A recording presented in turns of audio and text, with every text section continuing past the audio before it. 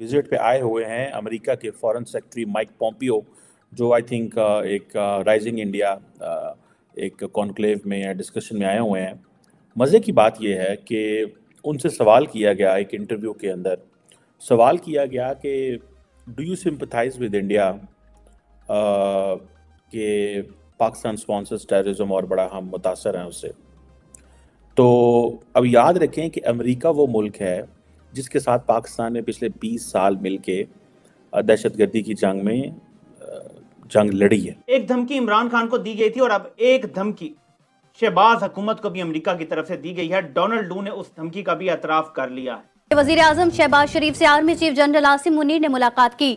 Army chief ने वजीर आजम को अपने दौरे सऊदी अरब पर एतमाद में लिया और मुलाकात में दहशतगर्दी के खिलाफ जारी इंटेलिजेंस बेस्ड ऑपरेशंस के नताइज पर भी तबादला ख्याल हुआ। आपको होने की भी जरूरत है और इस वक्त जो खतरनाक तरीन चीज सामने आ रही है जिसको हम सिर्फ अंदर नुकसान भी हुआ, सब कुछ हुआ। और अमेरिकी जो साबिक secretary of state Mike Pompeo, जो कि ट्रंप के दौर में सेक्रेटरी ऑफ स्टेट थे और कुछ अरसा रहे, उससे पहले वो CIA में थे, उन्होंने ये कहा कि बिल्कुल हम डॉक्टर जयशंकर और भारत के साथ इस बात पे इस व्यू को शेयर करते हैं कि पाकिस्तान जो है वो टेररिज्म को स्पॉन्सर करता है। क्वेश्चन ये है कि पाकिस्तान ने किया क्या है, हमने क्या किया है कि अभी भी अमेरिका या वेस्टर्न वर्ल्ड मानने को तैयार नहीं है। मैं इस रिडल को नहीं समझ पाया, शायद मैं ऐसे लोगों तक नहीं पहुंच पाया जो मुझे इस सवाल का जवाब दे सके। लेकिन ये जो स्टेट स्पॉन्सर ऑफ टेररिज्म है कि जी पाकिस्तान की स्टेट स्पॉन्सर करती है, जबकि पाकिस्तान की स्टेट तो खुद बर्दाश्त कर रही है। अभी कल बलूचिस्तान के अंदर दहशतगर्दाना हमले हुए हैं, अगले दिन मीर अली में पाकिस्तान के फौजी जवान जो हैं वो शहीद हुए हैं। सो क्वेश्चन ये है कि ये जो व्यू है, इस व्यू को पाकिस्तान क्यों काउंटर नहीं कर सका और पाकिस्तान ने क्यों इसके ऊपर शोर नहीं डाला और खामोशी है।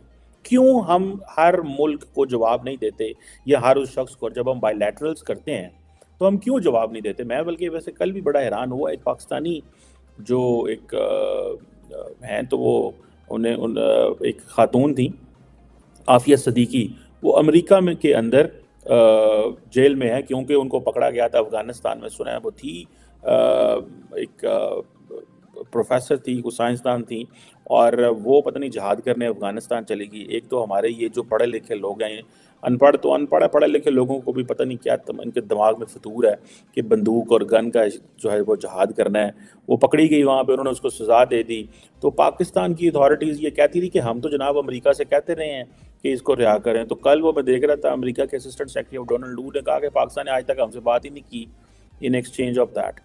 क्योंकि एक और पाकिस्तानी है शकील अफरीदी, जिसने अमेरिका को मदद की कि उसामा बिन लादेन को हंट डाउन करने में, कि उसामा बिन लादेन इस घर में हो सकता है। उसने वो ट्रांसबाउंड्री आस्पेक्ट है।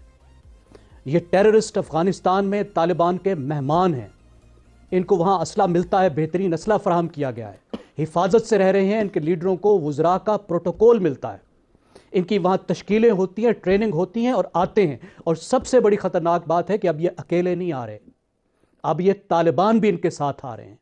बार बार तालिबान इन हमला आवरों में शामिल है। अफ़गान तालिबान की मैं बात कर रहा हूँ। देखिए, जो अफ़गान हुक्मरान हैं उनकी सलाहियत में फ़र्क होता है, उनकी नीयत में फ़र्क नहीं होता। मैं अफ़गान रियासत की बात कर रहा हूँ। जो काम सरदार दाऊद, लिबरल नेशनलिस्ट सरदार दाऊद 1950 में कर रहा था, वही अमीरुल मोमिनीन मुल्ला हैबतुल्लाह 2024 में कर रहा है। और एक ही मकासद है। मकसद क्या है? और बिल्कुल वो नहीं छुपाते। हम अपने आप को जितना धोखा देना चाहें देते रहे, हम बड़े शौकीन हैं इस काम के।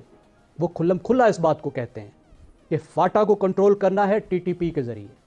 मुज़ाकरात में भी यही मकसद है, दहशतगर्दी में भी यही मकसद है, और फिर फाटा को कंट्रोल करके पाकिस्तान को तोड़ना है। क्योंकि उनके इस वक्त के वुज़रा के मुताबिक आधे से ज़्यादा अफगानिस्तान पाकिस्तान में है। ये वो चीज़ है जिसके लिए अफगानिस्तान 1947 से मुसलसल एक्ट कर रहा है, दहशतगर्दी की कार्रवाइयाँ कर रहा है। अब आप इस गिरोह को देखिए जो अफगानिस्तान पे हुक्मरान है। 2 साल में इनको वो मुराद दी गई जिनका तसव्वुर नहीं किया जा सकता। $3 बिलियन इनकी टोटल इनकम थी, 7-8 बिलियन डॉलर की इनको ट्रांजिट ट्रेड के जरिए इंपोर्ट करने की इजाजत दी गई। क्या मतलब कि $5 बिलियन का सामान लेकर हमें वापस स्मगल कर लो, और जो हमने कस्टम के जरिए से कमाई करनी थी वो तुम इनडायरेक्ट कमा लो।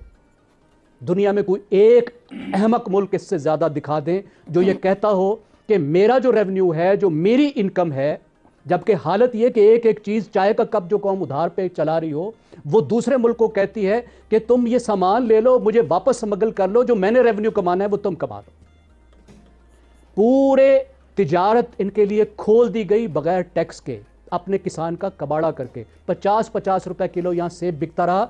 जरा पाकिस्तान के केपी के और बलूचिस्तान के किसान से पूछिए कि उसका क्या हशर हुआ। इसलिए कि हमने भाइयों की मदद करनी थी, लेकिन नतीजा क्या हुआ? हमारा रुपया टके टोकरी हो गया। हमने डॉलर स्मगल करने की इजाजत दी। हमने कहा तुम रुपए में तिजारत कर लो, क्योंकि तुम्हें इजाजत नहीं है, तुम्हारे बैंकिंग सिस्टम नहीं काम कर रहा, तुम रुपए में तिजारत कर लो। पता है उन्होंने क्या किया? उन्होंने अपने मुल्क में रुपए पर पाबंदी लगा दी। जो रुपया यहां कमाया उसको डॉलर में कन्वर्ट किया, डॉलर में कन्वर्ट करके वापस ले गए और रुपया हमारा तबाह हुआ। सही। कोयला पाकिस्तान को जरूरत पड़ा, दुनिया में सबसे महंगा कर दिया। दुनिया में, मैं कह रहा हूं दुनिया में, यानी जो हमें खाली ट्रांसपोर्ट में हमें फायदा होना था, कि जो हमें कोयला सिर्फ करीब होने की वजह से फायदा होना था, वो फायदा भी हमें इन्होंने नहीं लेने दिया। ठीक। फिर दहशतगर्दी शुरू कर दी। देखें, सिक्योरिटी इस वक्त नंबर 1 मसला है पाकिस्तान का। इसके साथ हमारी मईशत भी जुड़ी हुई है। हमारे पास बहुत बड़ा माशी लिवर है। अब हल की बात देखिए, इतना बड़ा माशी लिवर है, यही करतूत दाऊद 1947 से कर रहा था। 1961 में पाकिस्तान ने बॉर्डर बंद कर दिए, सफीर वापस बुला लिया। इतना बड़ा माशी बुरान आया अफगानिस्तान में कि 1963 में उन्होंने सरदार दाऊद को निकाल दिया। दुरुस्त है। जो बंदा वजीर आजम भी था, वजीर दिफा भी था, आर्मी चीफ भी था और बहनोई भी था बादशाह का, उसको निकाला। पूरे मुल्क ने निकाला कि हमारी मईशत बर्बाद हो गई। हम बॉर्डर मुकम्मल बंद नहीं कर पा रहे। करतूत शुरू शायद डोनाल्ड लू की कल की हियरिंग की जुबान चेक करें। हमने पाकिस्तान को बता दिया है कि हमारी रेड लाइन क्या है। अगर तुम ईरान के करीब हुए तो हमारे ताल्लुकात के लिए ये अच्छा नहीं होगा कि एक और धमकी। आपको पता है कि इस धमकी के बाद क्या हुआ है? फिर पाकिस्तान ने तारीख में पहली बार ईरान को किसी हमले का, किसी दहशतगर्दी का जवाब दिया। हमारे जहाजों ने वहां जाके हमला किया। और फिर डोनाल्ड लू से जब सवाल पूछा गया कि पाकिस्तान ईरान के साथ गैस पाइपलाइन बनाने का सोच रहा है, ईरान ने सारी पाइपलाइन बना दी है, इस बारे में आपने क्या किया है?